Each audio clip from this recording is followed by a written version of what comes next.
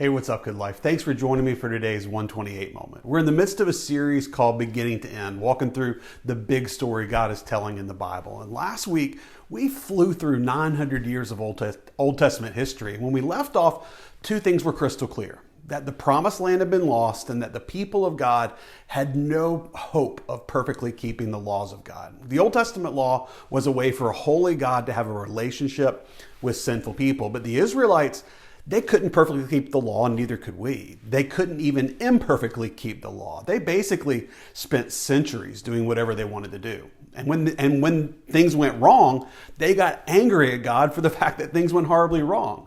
So because of their ongoing and outrageous sin, the people of Israel were ripped out of the promised land. They're sent into exile as slaves in a foreign land for at least 70 years. And during those 70 years of exile, this is where we find the stories of people like Esther the queen, Daniel, who was delivered by God from the lion's den, and Shadrach, Meshach, and Abednego, who were the three men who survived the fiery furnace. So even though God was punishing his people, he'd not forgotten his people. Right in the midst of the consequences of their sin, God was working his plans to prosper them and to give them a hope and a future, not on their terms, but on his. So after their 70 years was up, God started working in amazing ways to bring his people back to the promised land. First, there was a group led by a man named Zerubbabel, and he led an effort to rebuild the temple in Jerusalem. There was a second group that was led back by a priest named Ezra, and he came back to reestablish worship at the temple, but there was still a problem.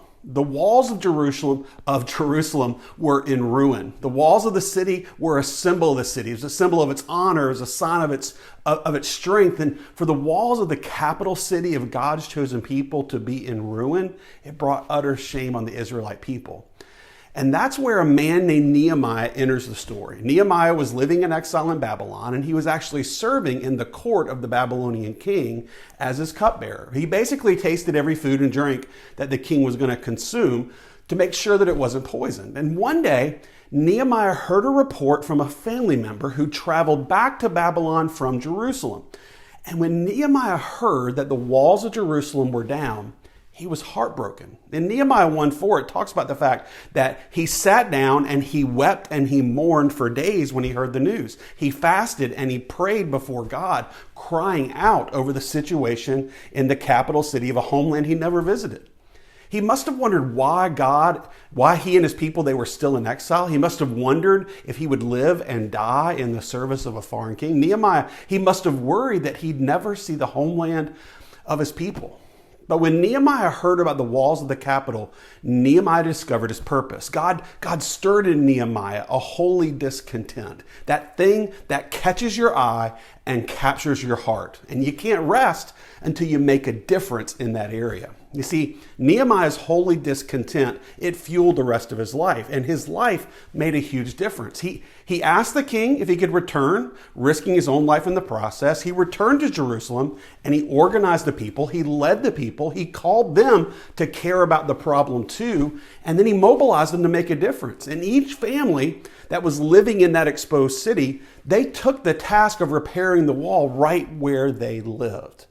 The walls of Jerusalem, they'd been in ruin for over 150 years. But God, working through one man, the people of Jerusalem rebuilt the walls of Jerusalem and hung the gates in just 52 days. What could God do through you if your life was consumed by a holy discontent? And I don't believe we have to wonder, at least in a broad sense, what our holy discontent is supposed to be.